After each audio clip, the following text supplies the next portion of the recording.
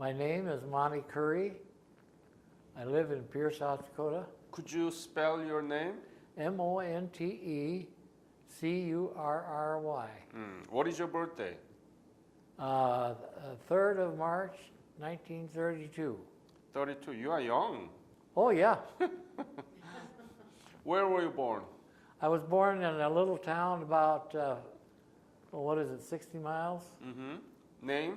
Midland. Midland. Midland. South Dakota. Yep. So you living all time here. In Pierre. And tell me about your family when you were growing up. Well, I have one sister, and we lived north of Midland about 25 miles in different places when I was young. And what about your siblings, your parents? My parents were Monte Sr. And Esther Curry. What were doing they? Pardon? What they were doing?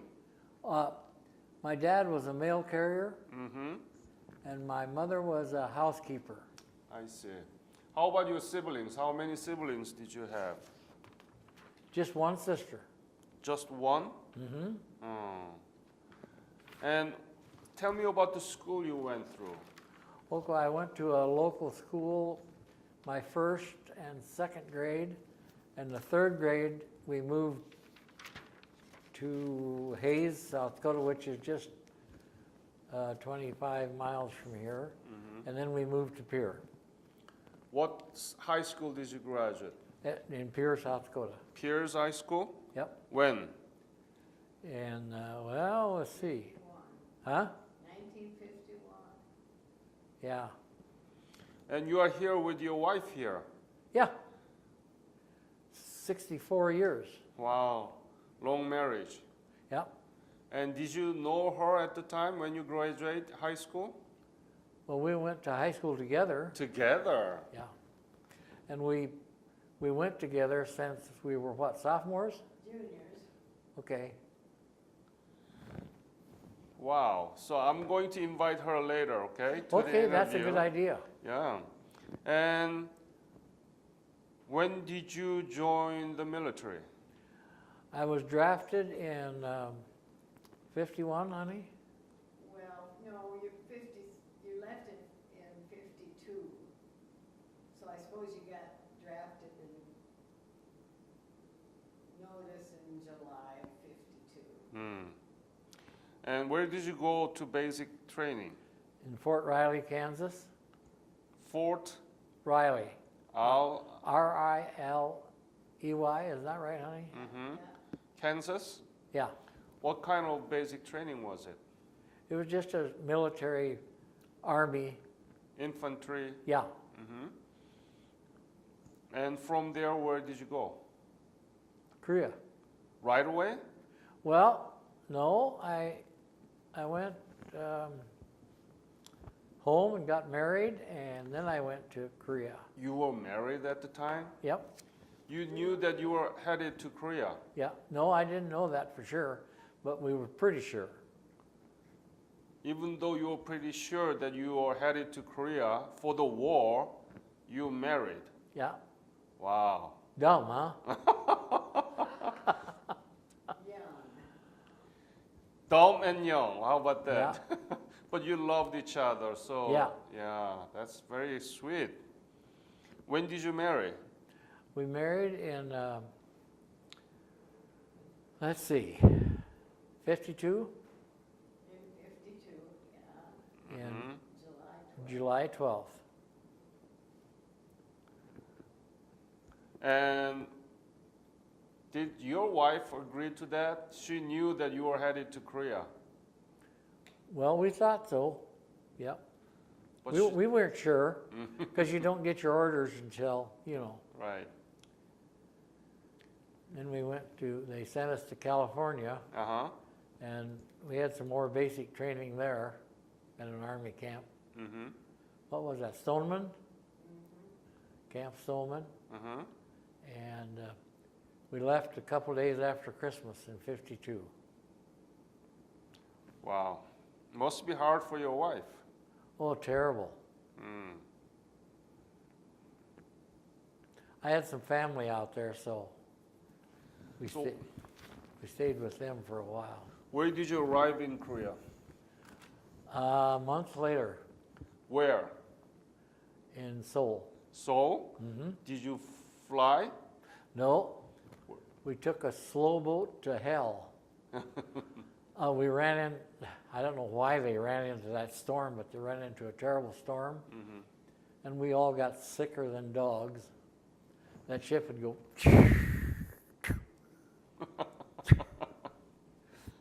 You are from South Dakota, so you never been in the ship like that. Well, I was in a lot of boats, and I didn't get sick from the. I got sick from other guys getting sick. Oh, I see. Yeah. Where did you arrive in Korea? Incheon? Yeah, Uh-huh. Incheon. Do you remember the Incheon that you saw for the first time? Yep. Tell me about it. Well, it looked like they had a crash there because there was a lot of buildings that were, leveled off. It was not a very good sight. We was kind of glad to get out of there. Mm-hmm. You wanted to get out of there, right? Yeah. Yeah, to be honest. So after you arrived in Incheon, where did you go? Well, we went to.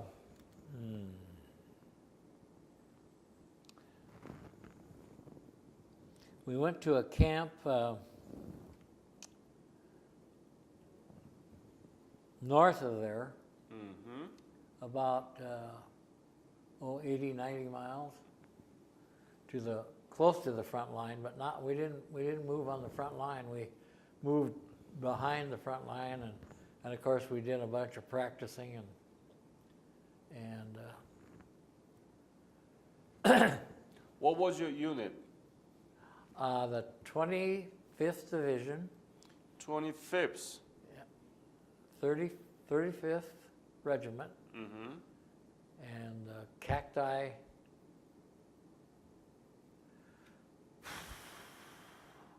Well, a smaller unit. Mm-hmm. The company or the platoon or squad, do you remember?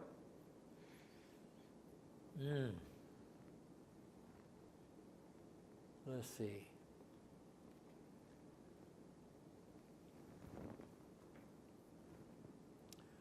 Do you happen to know where Papasan is? Yeah. But let me ask this question. So what was your specialty? Well, I was just a regular. I just carried a BAR, Uh-huh. and which was an automatic rifle. You carried all this ammunition around your neck, Mm-hmm. and that's what my first job was because I was a strong, Yep. strong and young. But I got hurt. When?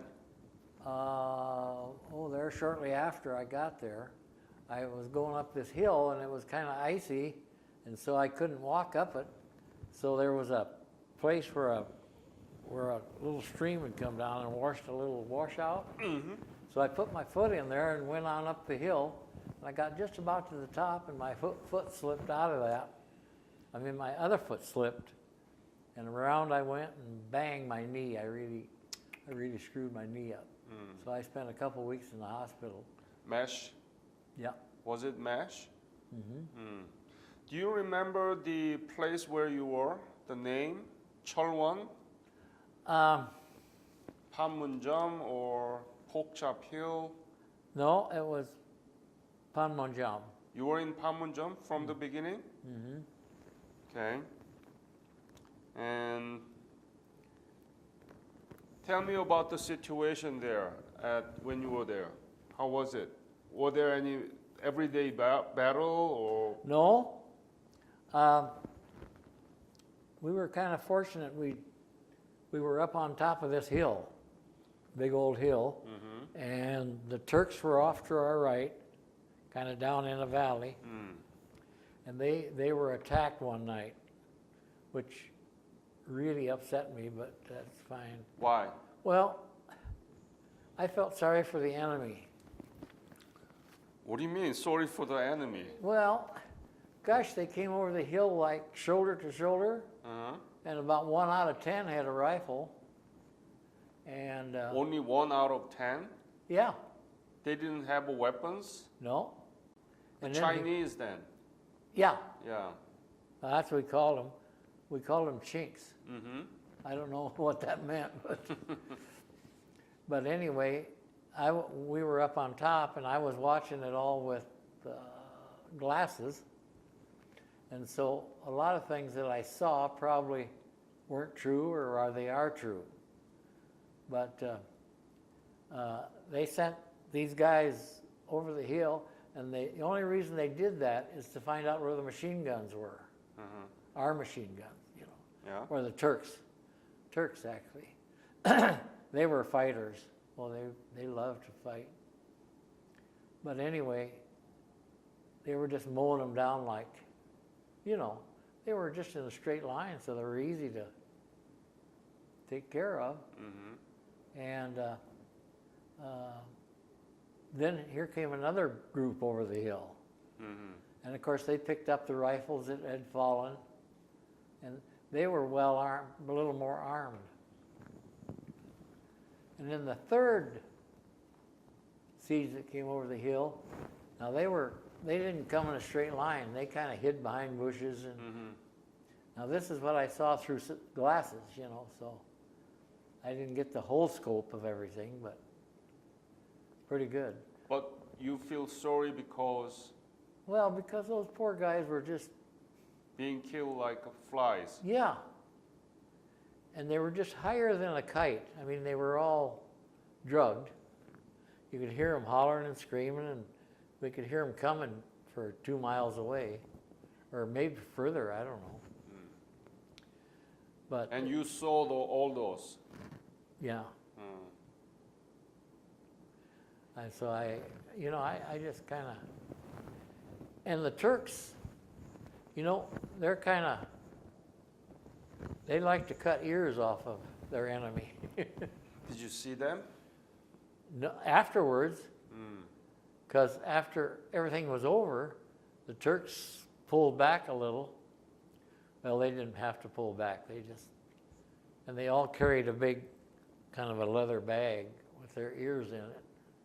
Oh my goodness. They showed us their ears, and they were proud of those ears, you know. Wow. And, you know, I'm kind of a softie anyway, and that really bothered me. Hmm.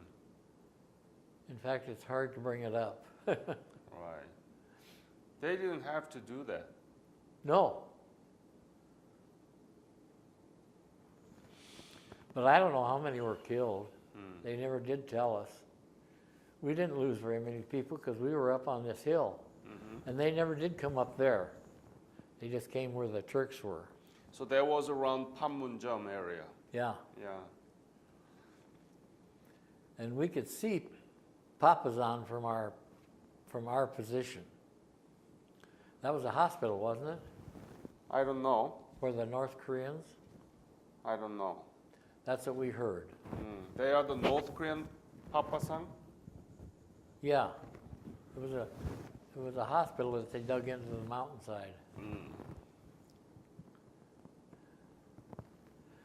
In fact, our front line was here and theirs was here, probably a mile between them.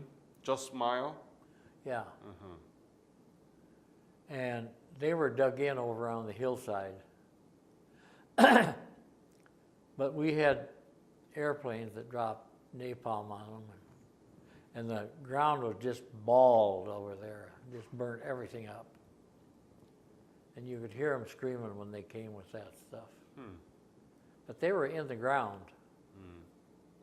In fact, they had tanks and stuff down in there. So you remember all this. Yep, Does that bother you? yep. Do you have a PTSD? Mm-mm, You don't? mm-mm. You don't have nightmare? Nope, You don't have flashback? nope. No. Good that you don't have those. I don't. Mm. But you still remember. I still remember. Mm. Tell me about the typical day of your duties there in Oh, Panmunjom. okay. Tell me, when did you wake up and what did you eat? Where did you go? What did you do? All these things. Well, we had a mess tent, they called it, and we lived in tents and in bunkers. And when there was danger, of attack, we went into the bunkers and slept. But I was lucky. About 2 or 3 months after we got on the front line, our communications sergeant and all of his help had gone home because their duty was over. And so my company commander was really a nice guy, and so he asked me if I wanted to join the communications. And I said, I'd be glad to get rid of that dang BAR. So I moved into the communication. And what kind of job did you have? Well, we took care of all the incoming calls from the division rear, and we sent patrols out every night to the kind of down this big hill and down into we never went way over to the other side, but we went down there, and of course they sent patrols this way too. So we went down there and checked out, and they never did really fight when they were down there, but they did run across each other once in a while. In fact, one night I sent out a patrol, and they had these great big rolls of wire, communication wire. Yep. And it just unraveled as they walked. And I sent guys out, and of course I had them hooked up with a phone and everything on their, on their person. And about an hour or less after they left, I heard North Koreans talking on my phone. In your phone? How? I don't know. And I asked the guy when he came back, I said, well, did you ever, get rid of your phone? No. But I think what they did is they listened to the wire that was being, Taps. yeah, They they tapped into it. And I don't know what they said, because we didn't have, we had Katusas, you know what they were? Yep. I had a real nice guy. Tell me about him. His name was Kim. That's all I can remember. I think it was Kim Song-poo or something like that. Yeah. But he was a young man. He was my age. And he was very helpful to me because, he taught me a lot of Korean slang, and he lived in Seoul someplace. What did he do? What did he do? For you, yeah. Well, he would help me pull wire, and I tell you what I did. I spent so much of my time looking for breaks, because if they'd send a mortar in and the mortar would go off close to these wires, it wouldn't blow them apart. It'd just blow the wire inside apart. So there was just plastic every place. It was a black plastic. And of course our trenches were just full of that crap. And you had to pick it up and bend it a little, and if it bent, it was broke. So in our supply place where they stored wire and stuff, concertina wire, they had steel posts, and they were the round ones with like this. They were kind of U-shaped. And I thought, if I just take those and put them over those wires, when a mortar came in, it wouldn't hurt them. And so I did that to my whole rear division phones, of course, the ones that went back to the rear. And some way, there was a general that found out about it, and so he came to the front line there and he looked me up and I showed him what I was doing and he said, you know, that's the greatest thing I've ever seen. And of course I got a handsaw, a metal saw, and I had made down the trench, across the trench, up again and back over. And he said, you'll hear from me. So about a month, well, it wasn't a month, about 3 weeks later, here came a big truck.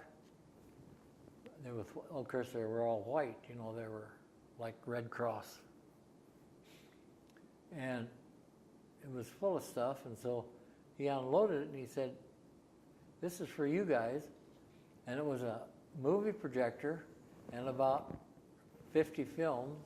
Wow. So we had a movie every night and a generator. Wow. That generator was really handy. Wow.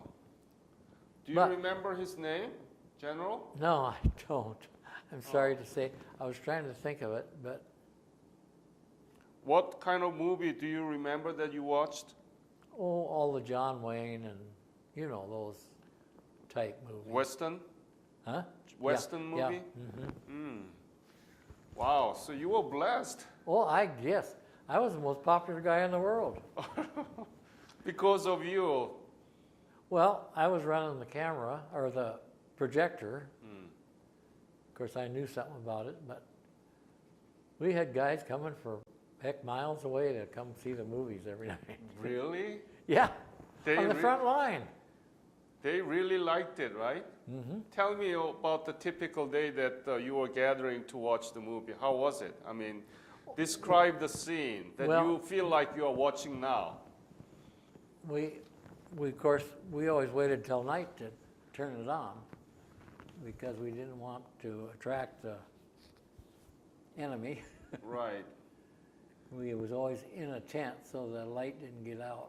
Also, it was inside the tent? Yeah. Uh-huh. We had a kind of a meeting place or a place where we ate. It was a big tent. Mm-hmm. And were they drinking beers? No, we didn't have much alcohol. You know, they told us not to drink the alcohol there because they would fill whiskey bottles with urine and sell it for whiskey and make our guys just sicker than a dog. Really? Who did that? Huh? Who I don't know who did it. Is that real? Yeah. Oh my goodness, that's terrible. Well, you could go into, not Seoul, but you could go down to the, you know, where the DMZ was. Uh-huh. And there was places of business, and our gals that did our washing came from there. We'd have to carry our stuff down to the line, but because they couldn't come into the war zone. Did you know anything about Korea before you left for No, Korea? not a thing. Not a thing. What were you thinking when you were there and the country that you didn't know and you are fighting for it? What were you thinking? Well, I had mixed emotions. Tell me. Well, I knew I had a job to do, so I did it. When they told me to do something, I did it. Mm-hmm. And I'll tell you what, I went up the ladder awful fast. I came out a staff sergeant. Mm-hmm. Sergeant first class, I'm sorry. Mm-hmm. So in what was I over there, 22 months? Something like that? When did you leave Korea? I left in about a month after the war was over. Mm-hmm. We were up on top of this hill, and it was the hill where they signed the you know, where they quit the war. Mm-hmm. Where all the big generals and stuff came in. Yep. And it was like a basketball court. It was a long lane and then a big circle. And they had tents in that circle. Because we were right in where this thing made a circle here like this on our side. And of course those doggone Chinese would get in that, and our guns we had big sticks, you know, that stopped our guns from going in there because they didn't want them shooting those generals and stuff that were in that tent.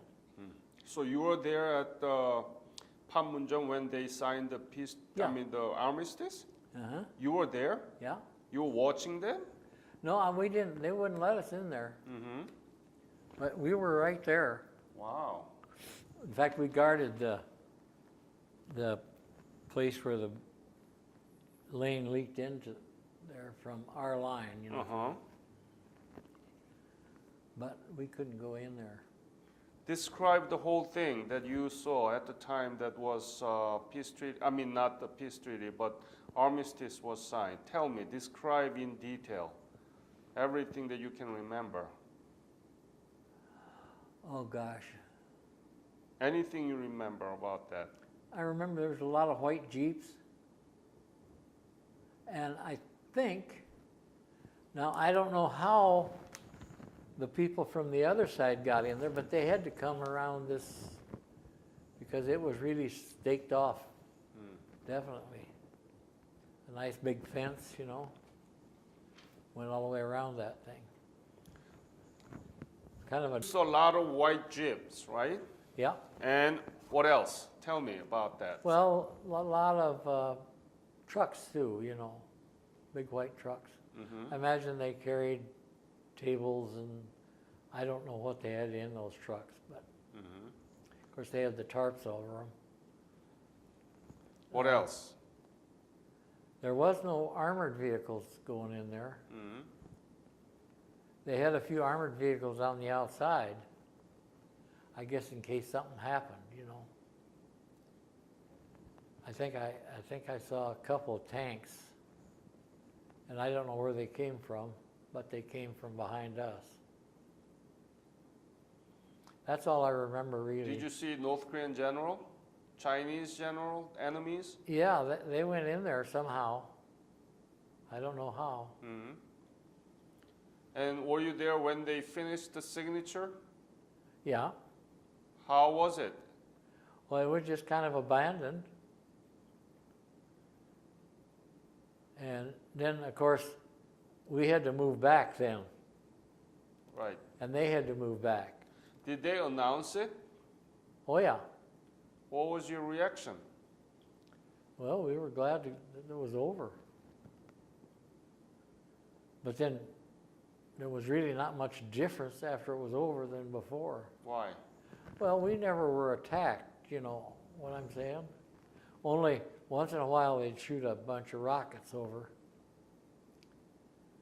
And you know what was bad is when we'd see these rockets come in our company and they would start shooting them off. Boy, they really shot back. Mm. But of course, they didn't hurt anybody because they were underground. But they still, those airplanes did more damage than anything. Have you been in Seoul city? Yeah, I spent a week of R&R in Seoul. In Seoul? Mm-hmm. How was it? What did you see? How was the city? Oh, nice. We enjoyed it. We had a nice hotel room. And my friend and I, we were the only two married guys in that whole bunch. And so we kind of stuck together. You were not in Japan, but in Seoul, Korea. Yeah. But the city was, how was it? Was it just destroyed? Pretty much. Tell me about, give me details, because school children will hear from you. Sure. So give the scene in detail about the Seoul that you saw. Well, you could tell that people were trying to move back in there, you know, Mm-hmm. because there would be a few places where they'd have a wall up, but it was chaotic, especially in the in the outer part of town. Describe it. How chaotic? Why? Why chaotic? People or what was going on? Well, they had just, I don't know, they'd been bombed or something, it looked like. Or all shot up, you know. Mm-hmm.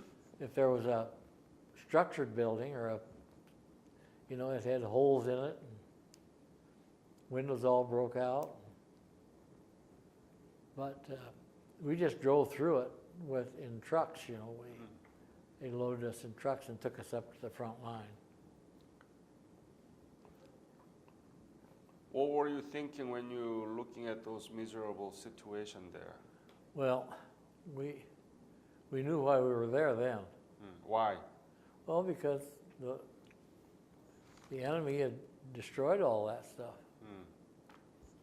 We assumed that anyway. But I don't know. Who did it? Do you know? North Korean attacked. I don't know if North Korea was involved in that or... What do you mean in the destruction of the Yeah. cities? Mm-hmm. So what do you think? Who did it? We didn't know. We couldn't find out either. Mm-hmm. Enemy did it, right? Huh? Enemy did it, Yeah. right? Yep. Yeah.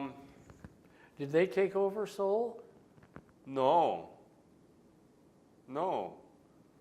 We are now Republic of Korea. The capital city is Seoul. So Seoul is our capital. Yeah. We assumed that, yeah. Yeah. Have you been back to Korea after that? No, I have not. Mm. Sorry to say. Do you know Korean government has a program called Revisit Korea program? I didn't know that. Yeah, Korean government is inviting back Korean veterans to I'll be Korea. darned. And they have a 1-week program, and they cover hotel meals for a week, and they cover half of airfare Well, yeah. if you want to go back. Huh. I didn't know that. You didn't know that, right? Uh-uh. You let me know if you want to go back, okay? I gave you my business card. Yeah, I see that. Yeah, and if you want to call me, there is my cellular phone number there. Do you know about Korea now? Yeah, I've gotten a couple books. Tell me about it, please. Well, it don't really tell you much, you know, that you don't already know, but the Veterans Administration here has books about Korea Mm-hmm. and pictures and stuff, but of course I can't even see them now. Oh, you cannot? I've got one of those fancy readers, you know, that's like a TV, but when you put the pictures under there, they don't turn out. Korea is now one of the largest economy in the world, 11th largest economy in the world. Is that right? Yeah, we make cars, we make TVs. Your wife knows about it. And that's the country that you saw 1950 was completely destroyed, but now it's 11th largest economy in the world. Yeah, Can you believe it? I believe it. Yeah. It's very well developed and advanced country. Did the U.S. help in any of that? Yes, US has been helping us. Yeah. Yeah. Well, that's good. That's your legacy of the Korean War. You Yeah. fought for a country was very poor and miserable. Now we are one of the strongest nation in the world. Your people are all working, huh? Yeah, working very hard. Yeah. Are you proud? Huh? Are you proud of your service? I am. Yes. Very proud. You should, and you have absolute reason to be proud of your service because Korea came out of your fights. And that's the medal you received, right? In Yep. January. My name is Kitty Curry, and I'm Monty's wife. And You were married before he left for Korea. Yeah. We had already planned to be married in August. I was going to college out at Spearfish, South Dakota. And so when summer school was over, we planned to get married. Well, then he got drafted, and so we already had things in the process. And so my grandmother changed the date on the announcements. We used the same announcement. We didn't have time to get anything changed. And we were married on the 12th of July, and he left on the 28th of July. How was it to you? Well, it was difficult, but I was working. My dad had a store, and I was working there. And there were, had wives who were, husbands were also at Fort Riley in Kansas. I'd work till 9 o'clock on Friday night, and then I'd drive to Miller, and then we'd pick up a couple of wives, and we'd drive to Fort Riley, or to Manhattan, and get there about noon, and the men would get off of camp for leave at 1, and we had till about 4 o'clock on Sunday, and then they had to report back, and then I would get in the car and drive home and go to work on Monday. So you made busy yourself with him whenever he is available. Yeah. Tell me about the day that he left for the Korea. How was it to you? Well, I went with him to California because we had family there. And he didn't know how long he'd be in the camp before they'd send him off. So I never knew when he left. He'd come see me there for about 2 weeks he had. And I never knew when he left when he would, if that would be the last time or not. Yeah. So You see, I don't remember. Realize we didn't have cell phones then. Right. And then I don't remember. He must have called me from the base and said, we're on our way. That's all I remember. So after you knew that he left, how did you feel? Well, when you're that young, as we were, I was 19 and he was 20. And you're full of hope and trust and dumb and a lot of things. So I knew he was coming back. That was my hope. You're Yes. never afraid? No. That's a good faith. Well, both of us have a strong Christian faith. Mm-hmm. And that was a lot of help. And then when he was over there, after he got situated, he'd write to me every week. I got a letter. I got a whole box full of those letters. And Do you still keep that? yeah, Do you? yeah. Ah. And then he came home in May. I think it was or April. It must have been in April, Just wasn't before it? Easter. Yeah. And Where did you meet him? well, out here at Pier Airport, I went all by myself out there to meet him. Tell me the moment that you saw him back. Well, of course I was awfully excited. You know, that was a pretty big day. And we had a daughter that was 7 months old. yeah. 7, And yeah. the Red Cross is supposed to tell you, or tell him when there was a child born or something special. He did not know until she was 6 weeks old that he had a daughter. And so I left my daughter with my parents, who lived here also, when I went to the airport. Wow. So, so it was pretty big time. Did you know anything about Korea when he was there? No, well, I'd tell her what I could. we Not didn't- because, not the one that he told you through the letter, but No. did you know anything about Korea? No. You didn't know? We'd go to, at that time, if you went to a movie, they had news on at the movie. Tell me about it. So we would see black and white, and we'd see soldiers. Yeah. I didn't know any of them, of course, and there were you could see some pictures of fighting or bombs dropping on, on the enemy. But that was about all. It wasn't very much. What were you thinking when you see that information movie about the Korean War? You were thinking about your husband. Yeah, you'd be worried.